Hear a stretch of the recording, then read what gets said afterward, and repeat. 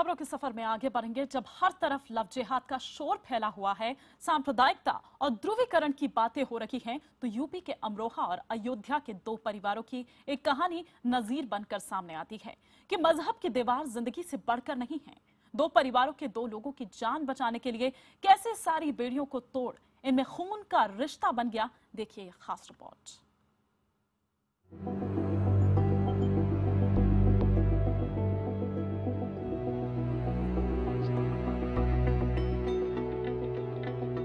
ये है अमरोहा के रहने वाले नौशाद।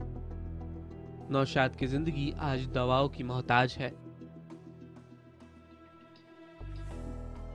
और भरोसा है तो बस ऊपर वाले का। लेकिन नौशाद अपने लिए ही नहीं, अयोध्या में रहने वाले रमेश के लिए भी दुआ कर रहे हैं। रमेश की जिंदगी का दर्द भी नौशाद की ही तरह है। दोनों की किडनियां पूरी तरह खराब हो चुकी हैं और दोनों को किडनी ट्रांसप्लांट की जरूरत है। दोनों के परिवार वाले किडनी देने को तैयार हैं, मगर मुश्किल ये है कि परिवार के किसी सदस्य की किडनी मैच नहीं कर रही।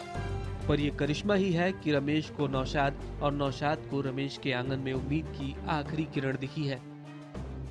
ब्लड सबका एक है, खून एक है, मजहब एक है, नाम बदल दिए गए हैं बस कि अल्लाह है, भगवान है, वैसे तो सब एक ही हैं।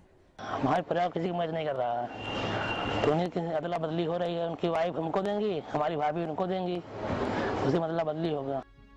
रमेश का 2.5 साल से इलाज चल रहा था। डॉक्टरों ने 10 महीने पहले उसे बता दिया कि अब ट्रांसप्लांट के सिवा कोई दूसरा चारा नहीं। उसकी भाभी उसे किडनी देने के लिए तैयार भी हो गई, लेकिन भाभी की किडनी का रमेश से मैच नहीं हुआ। फिर डॉक्टरों ने उन्हें नौशाद के बारे में जानकारी दी। नौशाद की पत्नी किडनी देने को तैयार थी, लेकिन उसके साथ भी यही समस्या थी। लेकिन दोनों परिवारों के लिए खुशी का लम्हा आया जब नौशाद की पत्नी का ब्लड ग्रुप रमेश से मैच कर गया और रमेश की भाभी का नौशाद से।